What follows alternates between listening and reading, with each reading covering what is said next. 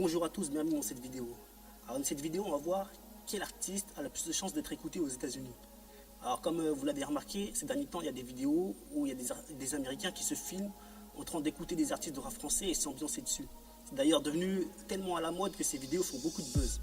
Même des sites de rap français les ont partagé. Il y a même des chaînes qui font des millions de vues dessus. Bon, ce buzz-là, on doit aussi aux artistes qui eux-mêmes font des featuring avec des Américains. Il y a eu récemment Caris, son dernier album, qui a fait un featuring avec Gucci Mane. Il y avait aussi avant Lacrim qui avait featuring avec French Montana et Leader. Alors on va voir si ces featuring vont influencer les Américains ou si c'est juste un effet de mode. Dans une vidéo, on voit un Américain qui s'ambiance sur du Sofiane, Jul, Caris, Kalash Criminel, MHD.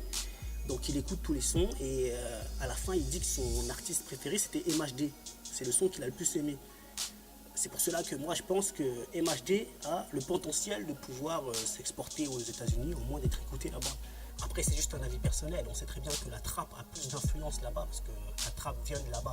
Donc à mon avis, les artistes qui font de la trappe comme Caris, Gradure, tout ça, ont des chances aussi d'être exportés.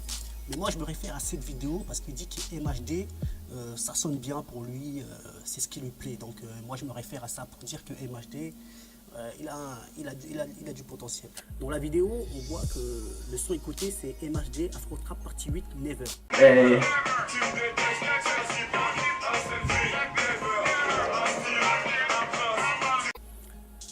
Déjà, il y a un bon point dans cette vidéo, c'est qu'il utilise un mot anglais.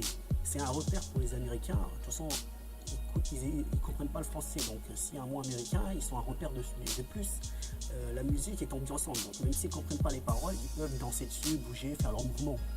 Bon, maintenant, on va voir les points négatifs. Bon, concrètement, l'afro-trap, c'est un beat qui ressemble à de l'afro. Mais les sons des MHD, tous ont ce même beat pratiquement et ça se répète beaucoup. Pour un Américain qui ne comprend pas les paroles et qui pourrait écouter le son en boucle avec les paroles, en chantonnant les paroles, et ben, il va vite se lasser. Parce que vu qu'il ne comprend pas les paroles, au bout d'un moment, ça va le lasser. Mais bon, ça n'empêche pas que l'afro-trap en soi reste une bonne musique commerciale et je pense que ça a toutes ses chances aux États-Unis. C'est pour cela que voilà, moi je soutiens que MHD a les chances de se voir exporté aux États-Unis. C'est tout pour cette vidéo. Rendez-vous pour une prochaine vidéo. J'essaierai de voir un autre artiste. Je parlerai peut-être d'autres choses. On verra si d'autres artistes peuvent ou pas s'exporter aux États-Unis. À tous, si vous avez aimé cette vidéo, mettez un pouce bleu et à la prochaine.